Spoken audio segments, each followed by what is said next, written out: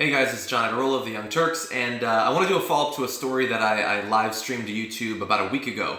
And in that, I talked about some of the reforms that are coming to the police in Baltimore and the results of a Department of Justice investigation into the police departments of Chicago that will almost certainly lead to the same sorts of reforms. But related to that, I found it really interesting the results of a Pew Research poll of 8,000 law enforcement officers about what they think about race and political activism, community organizing, body cameras, police brutality, all those topics. Very relevant for how these reforms will actually be put into place and whether they'll actually be followed. And I've been meaning to have it on the Young Turks all this week, but it hasn't actually fit onto a rundown yet, and so I'm going to cover it now.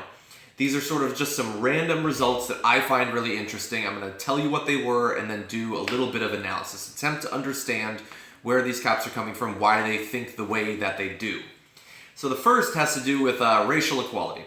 92% of white police officers answered that the United States does not need to make any more changes to achieve equal rights for black Americans. Now that is contrasted with 29% of black cops who agreed. So there you're seeing a 3 times difference between whether black officers and white officers think that we already have racial equality. Now that by itself doesn't mean too much, but let's compare it to non-police officers, just people at large. There, 57% of white adults believe that equal rights have already been secured for black people, and 8% of black people agree. And so there you're seeing white civilians are half as likely to agree with that statement as police officers, and black civilians are about 1/3 as likely.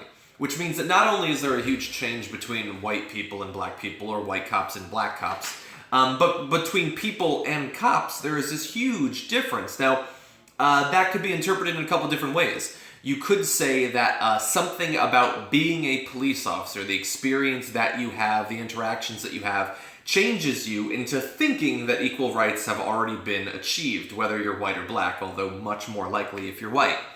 Or it could be that being a police officer is appealing to a certain type of person, and that certain type of person already believes that equal rights have been achieved.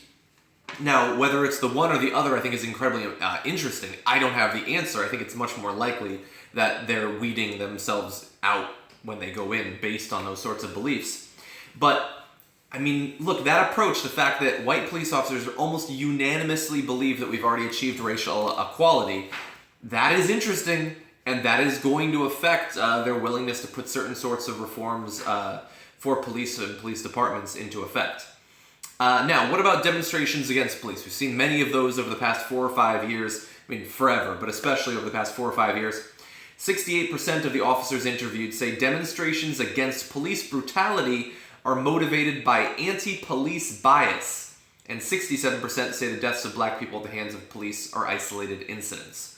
So there you have 2 out of 3 cops saying that this is not a widespread thing, it is just isolated, which I think whether you think it's a huge problem or don't think it's a huge problem, everybody thinks that they are fairly isolated in that although there are hundreds and hundreds of them every year, that is a minuscule portion of all the interactions that police have with regular people. But when you answer that question, I believe that that is you demonstrating a desire to say that it's not that big of a problem in general. That it's not just that the number is small, it's that people are making too much of it, as if the lives of hundreds of people aren't cause for concern. So that's 68% of police officers, and almost equal numbers say that the demonstrations are motivated by anti-police bias. Which, look, I'm going to pause for a second on that because that's incredibly interesting. It's one thing to say that these are isolated incidents. It's another to say that when hundreds or thousands of people organize, usually directly after someone in their community has been killed, someone who generally is unarmed, has been killed by the police, that they're only doing that because of anti-police bias. That's not the killing that bothered them. It's not the death of one of their own that bothered them. It's the fact that they have a problem with police generally. And so if you believe that, they are using the death of this person as a reason or an excuse to demonstrate, which is a particularly cynical way to look at it. Now, some people, I'm sure, watching this right now probably believe that, but I don't know if that's the healthiest belief to have. Now, what about the actual physical confrontations between police and civilians? And here I'm not talking just about incidents of police brutality, but any sort of interaction of that sort. 1/3 of those police officers interviewed reported having a physical struggle with a suspect who was resisting arrest within the last month. So 1 out of 3 generally. Now, if you break it down by race, so it's really interesting. 36% of white officers reported having such an incident, so it's slightly higher. 33% of Hispanic officers reported the same thing, so equal to the overall numbers. Only 20% of black officers said they had a physical altercation with a suspect. Now, you could say they're lying, and that's why their number is so much lower, or you could think it's pretty damn interesting that 36% of white officers and 20% of black officers said they had a physical altercation with a suspect.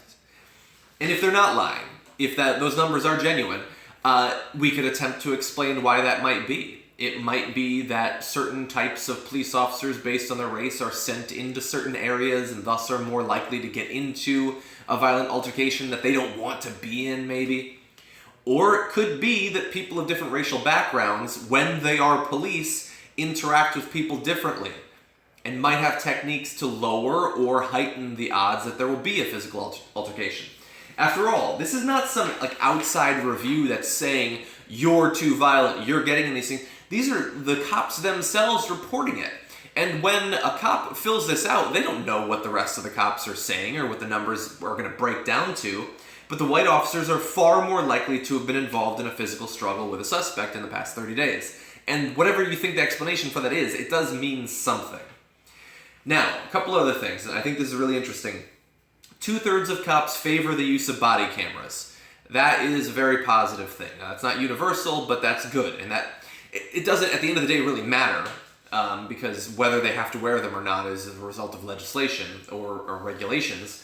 But it's better that they're in favor of it. It seems more likely that they probably won't tamper with it and that sort of thing. But body cameras, while I think that they are an improvement upon not having access to that sort of evidence, are hardly foolproof.